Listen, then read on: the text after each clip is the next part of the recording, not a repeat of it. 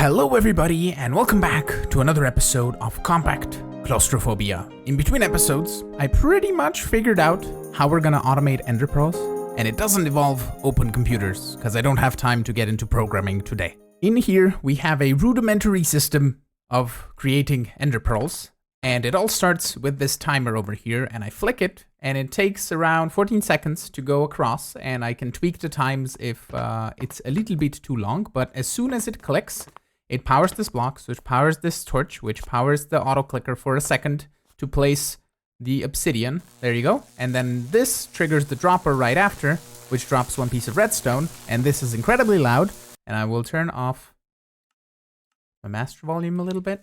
There you go, so I can actually speak. Makes an ender pearl, boom, gets picked up, and soon after, triggers again, places, does the thing. So ender pearls are currently being just stored in this accumulator. We need a way to export redstone into the dropper. We need a way to export obsidian and redstone blocks into this strong box. And also obsidian, since obsidian is also automated and constantly coming in. And the way this magical machine works is we have an auto clicker with a copy paste gadget that has a copy paste thing of 3x3 of obsidian with a redstone block in the middle. And that guy is triggering once every one tick, but it's turned off with redstone. So as soon as the torch turns off, it places the obsidian and then stops again.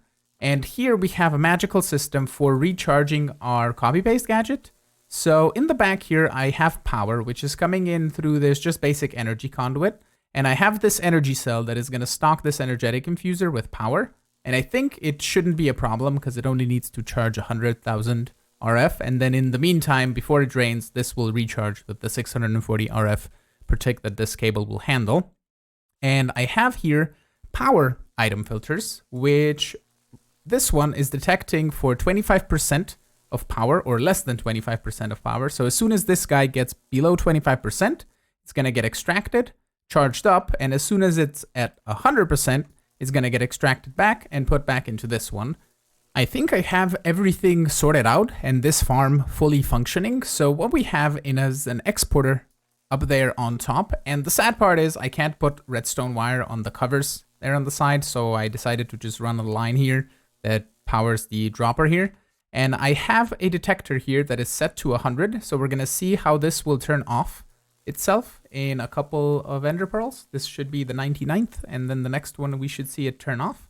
I've also reduced the amount of obsidian and redstone we're storing. It's just a stack each. And the exporter is just fast enough to do this. Ignore this. This was me getting rid of obsidian that was on my storage disks. But we should see it turn off. We placed another one. Oh, it has to be over 100, right? Yeah, I could set it to equals 100, but it's going to be over 101, and that should turn off. Boom, boom, and it doesn't place. Cool, cool, cool, cool, cool, cool. So we have an empty room that works beautifully and wonderfully. So exporter, exporting the items, external storage, storing them on a cache here, and we can decide how many ender pearls we want to keep with this detector. And this guy here, I set this to 75%. It doesn't have to be, I think it could be 25, but making it 75 just means that it gets charged super quickly and put back into the auto clicker. And that way we don't run out of time on the timer to place something while this doesn't have a copy paste gadget. And that just sorts that problem out. Also, this repeater from Forge Multipart is wonderful because it has so many more delays than a normal repeater. Plus it can be placed on the wall, which is the main thing why I'm using it. So that is ender pearls complete. I thought I was going to have to learn open computers, but I don't, and I'm super glad. So I will now use some covers to cover that up in the middle, and that should be a system pretty much complete. I checked on my uranium and my fuel, and it seems that we're draining uranium much quicker than we're making it, and we don't need a whole bunch of fuel on stock, so I'm going to set this detector here to be less than 1,000, emit a redstone signal, and here you're going to be only work with redstone signal.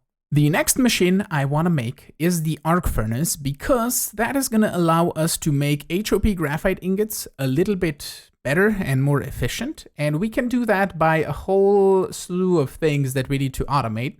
So the general gist of this is we need to make Desh ingots And Desh ingots are made, I believe, with this unrefined Desh, which requires a whole bunch of this to get to here, pretty much. And then you use the Desh pickaxe to scavenge the walls, and you get a chance of getting substitute carbon fibers, and then you can toss 9 of those into the arc furnace to get 9 HOP graphite ingots from 1 HOP graphite dust, and not just the one that you turn it through the redstone furnace.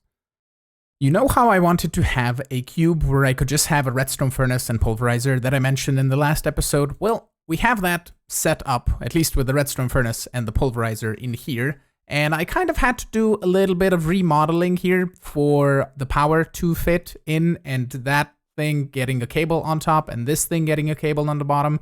So basically, we have our power cube in here. This is our fission reactor. So this is our main source of power for the entire base. And I think it's going to be plenty even for running the fusion reactor, because that thing I think will need around 20,000 RF per tick, if I'm not mistaken. So I moved our thermoelectrics down here, and this is a stable power source that is constantly going to power our controller right here. And we can just smack on a cover, and that is done.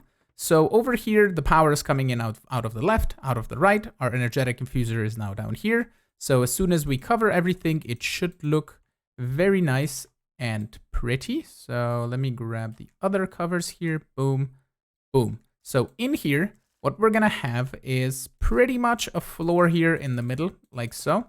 And I cannot get up. There we go. Whoops. So a floor here, we're gonna have a redstone furnace, pulverizer, and other machines. And what I did basically is just alternate the ducts. So I need to grab another hardened one to finish off this in here. There we go. And that way we can have a servo extract into the pulverizer only and not get extracted into here if the redstone furnace is full, if we're processing, let's say, 20 stacks of something that can be smelted and or pulverized. So that solves that issue, and we can add in 1, 2, 3, 4, 5, 6 more machines, and apparently poop on the floor. So that should be a nice thing. We can also add machines here in the middle and add importers, but that way we don't have a full-on thing for something that we just need to process like a stack of. For example, a rock crusher that I used to process a bit of andesite and get ourselves some beryllium dust, and we can toss that in here, and it should get smelted into beryllium ingots, because I need some of those, I believe, to make a collector, and I believe we need a nitrogen collector. Yes. Aha, complete. And now we need a chemical reactor. Are you gonna detect it if I have it in my inventory? You are. Okay. Then we need another chemical reactor. Sure. Okay. And then we need a crystallizer, which I did also make. And pressurizer. And now we need to make the cubic boron nitrate. Everything starts with us melting down boron dust or separating it in the isotope separator here. And if we set this to only work with redstone signal, I should have everything working if we add just a quick external storage right here, like that. That should start exporting boron. Cool. And it is exporting faster than we're processing. We're extracting it in 2 caches. One is going to hold boron 11, which is one of the byproducts, and we really need the tiny clumps of boron 10. And these tiny clumps are then going to get extracted into the melter here. And we're going to set up only work with redstone signal. And we're going to do a detector here. And that should extract molten boron in here. Okay. I wonder if I can get a... Hold on. Let's do this and this, because that doesn't need to be that fast. This is 1,320 something RF per tick. You're that. And let's just disable you for the moment. Okay, so you're way too quick. Still way too quick. Okay, fast. That's fine for the time being. All right, I need to wait for a full-on bucket, because then we can set this guy to be fluids, and we can see the boron if we grab our fluid grid here. We should see molten boron in here, and as soon as we have a full bucket, we can grab it out and detector it up here so we can control this with redstone. Next up is the electrolyzer, and we are exporting water to get split into hydrogen gas, oxygen gas, and deuterium. And I have all of those on external storages. And one thing that I really need to remember is to add a whitelist here on the external storages, because I think I have a boron here. Yeah, because you can run out of the thing, and then if you have something else coming into your system that is a liquid, the tank won't know which liquid it's storing here, so it could put in the wrong liquid. So I like to add a whitelist for all of the things that are here, so we never pretty much glitch out the system by putting, let's say, lava into this tank if you would have it on an importer. I currently don't, but I just need to take the necessary precaution because of that. That's why I also have 3 filters here, all filtered for the right thing except for this one. There we go, and we can set it to whitelist. The next 2 machines that I set up was the 2 chemical reactors. This one is turning hydrogen gas and molten boron 10 into diborane, and I think that's the only product that it makes, so that it's stored right here. And I have this set to 50,000, so 50 buckets pretty much of diborane.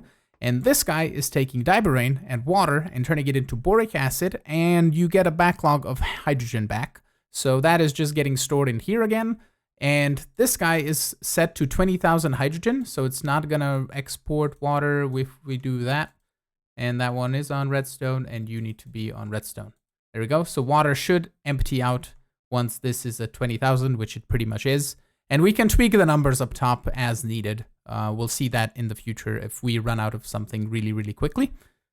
I decided to just set up pretty much everything we need to make ourselves the cubic boron nitride, and that is basically done with 2 chemical reactors. One is turning hydrogen and nitrogen into ammonia, I believe, and then the second one is taking that ammonia and combining it with boric acid from here and turning that into boron nitride solution. And then we're putting that into a crystallizer, which is turning it into hexagonal boron nitride, which we're then pressurizing into cubic boron nitride.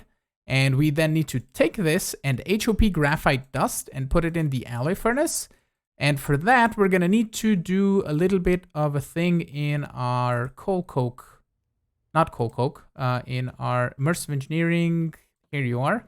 So we need to head on in here, right? Because here we're cooking the HOP graphite ingots.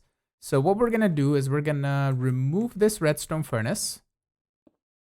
We're gonna just remove these guys from the cache here for the moment, and something's gonna go inside, which is fine. Let's just remove you, remove the external storage here, and we don't need the quartz dust to go in there that I'm currently crafting, and all we need to do is that. So we should get HOP graphite dust in here. Cool. We don't need the power here anymore as well, and we can just smack an external storage right there. And like that. And we're also gonna toss you this guy just in case.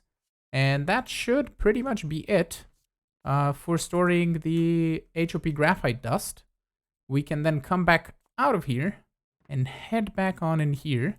And we can say HOP graphite dust. Cool. Plus, where are you? Alloy furnace, HOP graphite, plus the cubic boron nitride. I'm gonna just let you do you, because it needs 2 of those. Yeah, there we go. Let's give you... That's probably way too quick. Okay, unrefined Desh. We're gonna say boom. Emit when signals under the amount of 1,000. We can reduce that number if needed. But that should be good. We can then toss it in a cache here. Like that. Close it. And grab a servo. And I'm actually gonna make these electrum servos. There we go. Because I've been using those all around, so we can do that and extract it into the right slot. And we have 1 unrefined Desh. And that we then cook into Desh ingots. And here we go. We have 3 Desh ingots in the system. Everything here is set up to 1,000 to export with redstone signal, and the rest is just as we had it before. So now, can we make ourselves a Desh? We cannot, because we need 2 Desh sticks. One thing I noticed in our storage system, the plate crafting is not using the same hammers, and we now have 316 hammers in the system. So I'm gonna sort the plates out with pressurizers. We can grab an iron bit And then we can toss you through... Of course, it's gonna do the friggin' go iron, please. Pressurize. And give me some upgrades too. Bam, bam. Go 8. You're incredibly slow. How much power do you use? 360. You're quite expensive on power. But iron plates can toss you in here. And I'm gonna do the same thing with steel. And we're gonna have to probably tweak some crafting recipes here to include these new plates that we're making instead of the old ones that we made with the hammer. But I'm gonna set those up to keep like 1,000 or 500 or so in the system. And that should be good. And then I'm gonna just void all of the hammers. We're just gonna export them into a nullifier.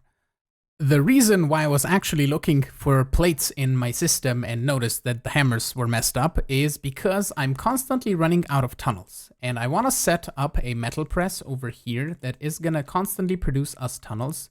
I know there is a way to make tunnels with the whole miniaturization thing, but this is much more simple to automate. So we're just going to do this. We're gonna give you power from up top. I think you need to be on, it was west. West, there we go. And here we're gonna add a tunnel on the back. We can do like that and say east. All right, and then if we say light engineering, you have the thing, you have power. If I toss you in here, I might have to go replace the cabling. Boom, and boom. And we can even replace the power, even though it connected. There we go. We're getting tunnels? I think we're getting tunnels. Yeah, we got 1 tunnel. So if we toss in more light engineerings, yep, does its thing, puts it in the system. And I'm not gonna do any sort of cache or any storage or anything. We can just put an importer on a strongbox somewhere. Actually, no, since it drops on the floor, we can do a vacuumulator here, right? And one thing we'll do is a detector that I have on me here. And we're gonna say for tunnels, emit when this is less than 64. And you're gonna do only work with redstone signal. And you also need a crafting upgrade, right? And I'm gonna toss the light engineering so it won't do the craft. There we go. And all we need to do is import it into the system so we can put a vacuumulator here. Before that, we're gonna put an importer here, and we can say kind of like this, vacuumulator, output back. There we go. Tunnels automated. Now that we have made a few Desh ingots, we can make ourselves our first Desh pickaxe, and that has 1,000 durability. And we need somewhere to set this up. Discount diamonds, it says. Does this make diamonds? I don't think it does. HOP, tiny coal, pulverized iridium, pulverized platinum. No. Okay, so in here, we could sneak in possibly more of these clickers somehow. Because we can bring in, do we have power on here on the side? We do. We have power on top and power on the side. We could add another tunnel for power. And then we just bring a thing over. That could work. Because you can just face, like these machines, you can face them up into the ceiling and it's going to do its thing. And we have a bit more space here. We can put it around. Yeah, let me see if I can fit it all in here. I managed to squeeze everything in. The only problem that we're having is we're not extracting with this servo fast enough. And for that, I think we can easily make some Enderium to make another servo here, because we just need to melt down a little bit of resin and ender, and then we can induction smelter the thing now that we have platinum, because we're getting it from the Desh pickaxe. It's super easy to do just like that. And the cool thing is you can use portable tanks in crafting recipes. So now I can just grab a bit of sand, toss you in here, and we can get ourselves Enderium. Nice. And we can then head on in here, grab this servo. Ooh, yeah, you know what was the problem? This was the problem, because I'm not extracting flint. But since we made Enderium, we're gonna upgrade the servo anyway. So we're gonna do that. Now we should clean out the backlog, hopefully. I think it's gonna be good. For the arc furnace, we're gonna need reinforced blast bricks, which require nether bricks, which requires netherrack, and I don't want to do this manually, so we'll just find a place where we can set up a barrel, export some redstone dust and some lava, and have it automatically produce us netherrack, and then we can automatically smelt it into all of the things as well. Possibly in here might work. And as simple as that, took me all of 2 minutes to set it up. We have nether bricks now in the system, and if we head on out here, we can now set up a recipe for blast bricks over here. I have the clay or the regular bricks already set up, and we just automated steel plates. So we can do one of these, boom, and toss you in here, and we can now make everything we need for the reinforced blast bricks and also the arc furnace.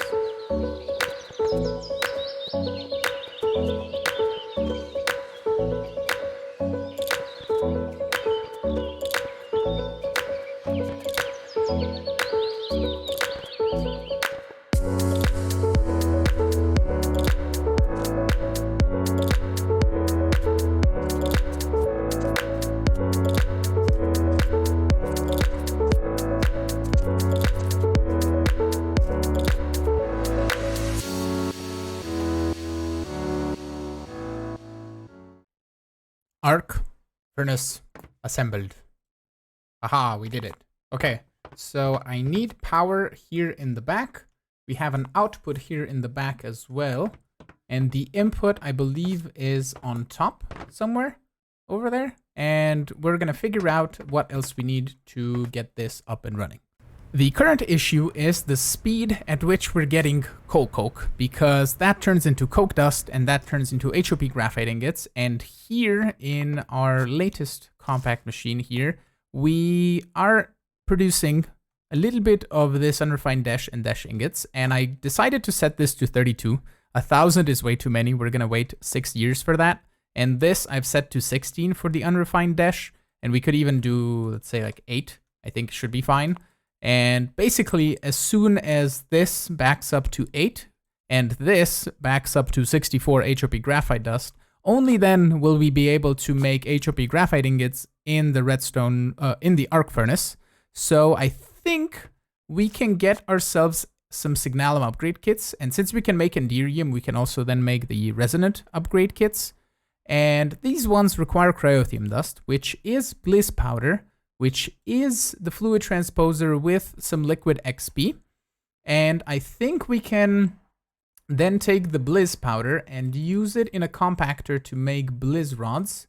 And then there's a way where you can, 2 bliss powder with oxygen makes a bliss rod. So you basically pulverize the bliss rod into 4. And once you have 1, you can infinitely create more. So basically you don't need a whole bunch of XP. We just need to make 1 bliss rod that we fluid infuse with some oxygen gas, and we should be good. We have a total of, I think, 19 levels, and I tossed a little bit in here, so we can then fluid transpose this with liquid XP or essence of knowledge, and we can get ourselves the bliss powder. The rest of the levels I'm just gonna store back into our totem of knowledge here. And I don't know if I can probably extract these out, but I think it should be fine. I needed 2 more snowballs. There you go. And I made snowballs in the past using the glacial precipitator thingy recipe. This guy. It's super simple. Water plus power equals snowballs. But we can now have 2 of these. And I need to make a fluid infuser next. This fluid infuser is going to have to go here on the corner. And we can set up the side configuration. We can put the input tank input slot. So you can be disabled top input. You can be disabled right input, and the output slot can be on the bottom. Okay, so we can then say this guy export oxygen gas. Cool. You will do bliss powder with redstone signal. And firstly, we're just going to toss this in here and give you maybe like 8. Should be plenty fast, I think. Okay, we have a bliss rod. We then toss this guy through the pulverizer. And we could do the whole secondary sieve thing, but we can basically do that. And I think we're going to need to add a filter on a nullifier here in the corner because we're getting snowballs. You know what? We can actually do just the nullifier thing. But basically, this should do its thing, right? Okay, it's making bliss powder. And what I'm going to do is cache here bliss powder in. We're going to grab a couple. We're going to make it into a bliss rod. Toss it in here, lock it. Okay, and then we can set an exporter for bliss rods here. And we're going to detect on, let's say, because this is infinite pretty much, 500 should be fine. And then 500 rods.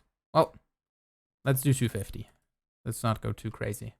Emit when under, bliss rod, exporter to that. Okay, and then we break these and add external storages, and this should be an infinite system. Bam, bam. As soon as we set this guy to have an input on top, output on the bottom. And we need to output just that. Exporter blizzrod. You don't have a blizzrod. Oh, you need a servo. Of course. Boom. Servo. There we go. And then I think I have the nullification thingies. Yes. Okay. We can just give you one of these. It does mean it's going to be a little bit slower.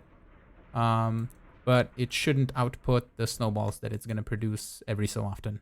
And those will get voided once they get up to 64. And we can now make Signalum upgrade kits. We also are going to need a couple of these. 5 total. And we can head on in our coal coke room. Bam, bam, bam, bam, bam. Bam, bam, bam, bam, bam. A little bit faster, I think. And now I think I'm going to have to make some Enderium. And we could potentially just automate it because we automated the ender pearls. I think that might be a good idea. And I think we can just stick it in here. We have plenty of room to just melt the ender pearls to make resin and ender. We can also melt and automate Signalum as well. I think these 4 slots should do fine. Since we need 3 sets of machines to make Signalum and 3 sets to make Enderium, we're going to set it up in this compact machine. And the first machine is already set up. It's just a melter melting down redstone into destabilized redstone. And I have it set to 100 buckets worth. And here we're going to export copper grit and silver grit. And that should start making a weirdly named alloy. And we're going to give you like 8 speed upgrades. The Shibuichi alloy, which is going to go in here. And we're going to set this to like 250. It doesn't need to be more than that, I don't think. And we can then set this guy to be only work with redstone signal. We then add a servo here. There we go. That should get extracted. And then we export this with a redstone signal. And we control it on Signalum here on top. We're going to say 1,000 ingots because I've been doing 1,000 for each of the ingots. So like that. And that should export the Shihibuchi alloy as soon as we put this on. There we go. And this side here is going to fluid stabilize redstone. Boom. Have 8 upgrades. There we go. And you're going to make Signalum ingots. We then servo them out of here and store them up. And I will just copy the exact same setup, but with resin and ender and to make Enderium. I also realized that these require Lumium gears, and Lumium gears require glowstone, so that's not going to happen. So we at least now have Enderium in the system all the time, as well as Signalum going forward. So as soon as we get glowstone, though, we can then upgrade all of the machines to resident here and have them run even faster. And do we back up on HOP? We backed up on HOP graphite dust. Did we really? Really? Here. HOP graphite. Exporter. 8. 37. And this is using to make the Desh pickaxes, which do last quite a bit of time. So should be okay. Okay. So we can now grab one of you and 9 of you. And we can conduct a test as soon as we make ourselves the electrodes for the arc furnace. And these are made like so, or you can make them with HOP graphite ingots directly with the engineer's blueprint for the... Can we even make the one for the furnaces? Ooh, that's only bought there. So can we even make the ones that are 100%? Arc furnace electrodes. No, that's the metal press molds, crafting components, common projectiles. No. So I assume we need to do the whole metal press thing. I added one metal press over here in the metal press room, and I reorganized a few things. And one sad part is that this requires 4 HOP graphite ingots, and it's not gonna work with direct exports to the metal press. It just doesn't wanna accept 1 ingot at a time, and we have to export it into a conveyor belt, which does work. It also means that this is exporting many more HOP graphite ingots, and I have this set for 8. So I think we'll set it to 4, and that way it's gonna keep 8 at a time, at all the time, because if we look at graphite electrodes, we have 13. I had 8 in the system. I grabbed 1 out and it made 4 extra. So if we do that, we can grab out 3 that are gonna go into our thing. And apparently we grabbed out more than 3 because I thought I clicked the right thing. So now it's gonna do a weirdness. Okay, it made 1 extra, that's fine. So this guy is whitelisted for graphite electrodes and tunnels, so it should be fine. And we can now head on out and head into our arc furnace, which is over here. And of course, I totally didn't do the thing. And now I need to break everything to get out and reassemble this, of course. Okay, I will do that in a moment once we set our thing and fix this up. All right. Fixed up, we can toss in our graphite electrodes and then toss in this and this. And we could even distribute this, I think. Oh, it just made the HOP graphite thing. So we use that plus HOP graphite dust to make 9 of those. Do I have to put this here? Or maybe this here? Aha, there we go. Okay, so we need to put HOP graphites in here. And apparently we're not providing it power fast enough. For some reason. It says it uses 4000 RF. And we're providing 16,000. At least we should be. With our ducts and our super power room, wherever that is, over here. Should be 16,000. No? Well, it did make 9 HOP graphite ingots. We can probably put some storage cells here in the back, and that might work. And give it power fast enough. This should potentially work, and I need to put a detector on one of these at least. We could put it here in the middle. Can we add the redstone wire on top of this? Is that a thing that we can do? No. Okay, that's fine. We could use conduits as well, but we're just gonna flick in a detector like back here. And we're gonna say only work with redstone signal, HOP graphite, let's say 1000, right? Okay, so that will distribute all of the substitute, and as soon as it gets to 9 on each one, it should start crafting. There we go. It's gonna do all of them, and the power is gonna drain very quickly. But it's kind of keeping up now that I've added these energy cells. They're draining so quick though. All right. So I guess we're not producing power fast enough. But this made a stack of HOP graphite ingots. Do you automatically output in here? You do. Okay. Okay. We do need to split things up because we need the coke dust to go back into the system. So what we're gonna do, actually, we're gonna put in a strong box here. Or a barrel. I have those. No. Crates. This guy. Go here. And you should output all of the HOP and also the coke dust eventually. Right? Let's remove this as well from our inventory so it can get processed. Okay, and we're gonna bring the cache somewhere up top here where we can hook it up. And we're gonna grab a duct here and just bring the items up through here and put them on an external storage into this guy and also import the coke dust into the system. All right, I figured how to hook everything up. We have a servo extracting the HOP graphite dust when it's completed and putting it into the cache. And that's all of our HOP graphite storage right now. In the back here, we have signal and flux ducts on top of some energy cells that are currently being very quickly drained of power, but we're gonna rectify that very quickly. And here we have a tunnel that is connected to an importer, and this is importing the coke dust that was stuck in the corner here. And let's add 3 blocks like so, and then couple of ladders just so we can get up top. Over here we have an exporter exporting HOP graphite dust, and here we have an exporter for HOP carbon fiber, and then a detector for 1,000 HOP graphite ingots. So that is wonderful. It is functioning. The only problem here is these electrodes will deteriorate over time, and I'm gonna have to manually replace them. There is no automatic way to replace them. And I think the mod author is looking into something where these can have like infinite durability or something like that, so you don't ever need to replace them. But yeah, that is done for the time being. And one thing that I noticed, now that we have Enderium, we can get resonant flux ducts, but even better, we have Cryothium, right? We can get cryostabilized flux ducts for infinite RF protect transport.